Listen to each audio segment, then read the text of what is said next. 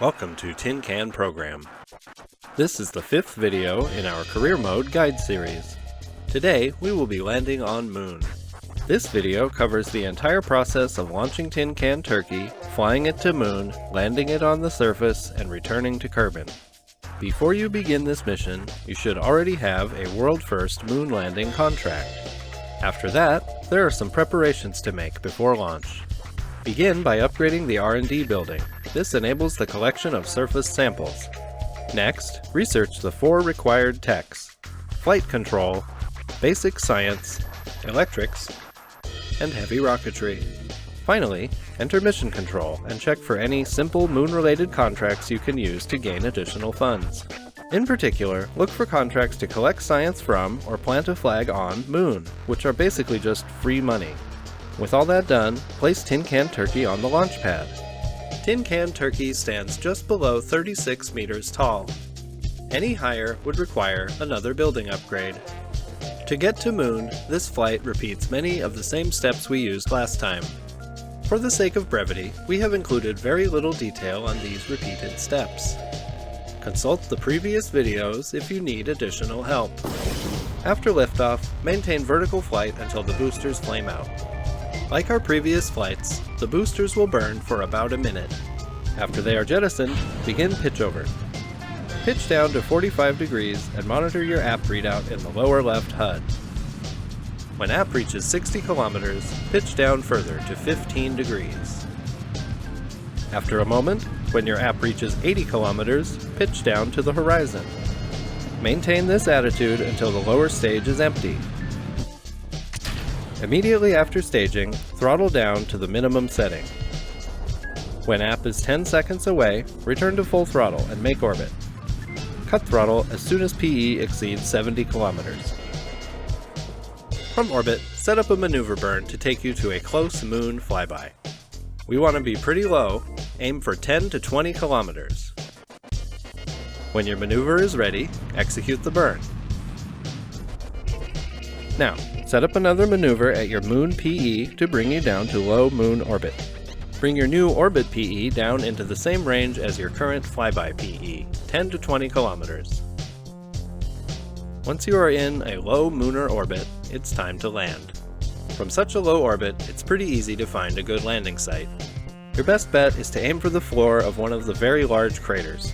Smooth ground between craters is not that hard to find, but can be hard to hit. Avoid crater rims, which are often quite steep. Ultimately, some trial and error is the best way to find a good landing site. Save before you attempt to land. Also, though this may be obvious, be sure to land in daylight so that you can see the ground. When ready, engage the retrograde hold and set your speed indicator to surface mode. Initiate landing by burning at full throttle. Keep burning until your speed is close to 0, then cut the throttle. Now you will begin to descend, but very slowly at first.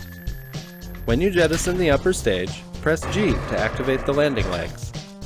When your speed exceeds 100 meters per second, hit full throttle and burn until it is close to 0. Repeat this burn each time your speed exceeds 100 meters per second. You will need to do this a few times. Be sure your altitude indicator is set to the green mode, which shows your real height above the terrain. At 3 kilometers, begin a continuous low throttle burn to regulate your descent speed.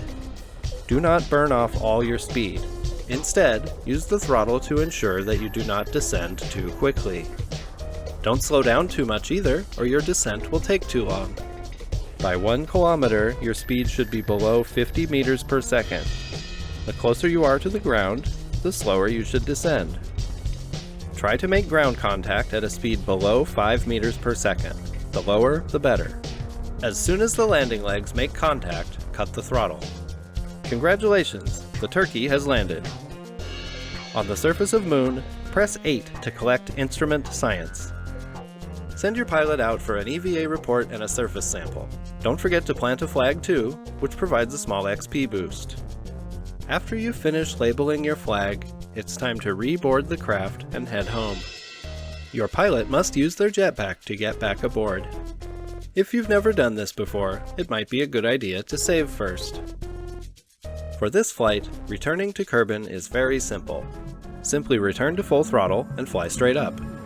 Open the map view and watch your trajectory rise.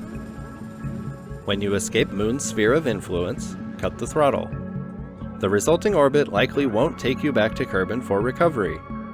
Use a maneuver node to bring yourself the rest of the way home. This is not the best way to fly home. This is another brute force solution meant to reduce the length and complexity of these instructions.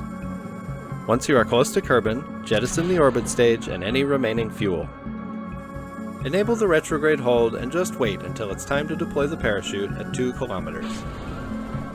After Moon Landing, there is only one mission remaining, with no World First contract involved. Of course, that's just the order of the videos, and the random factor may give you a different outcome. Once you've finished Rendezvous and Moon Landing, all that's left is to learn docking. The next mission launches a 2-part spacecraft with a dedicated lander module. The lander must rendezvous and dock with its service module before it can return to Kerbin. This will be the final mission of Tin Can Program. That's it for this video. Thanks for flying with Tin Can Program. We are required by internet law to instruct you to subscribe to our channel and like this video. Tin Can Program is expanding to Twitch for Kerbal Space Program 2. You can find more information about that in the video description below. Thanks for watching.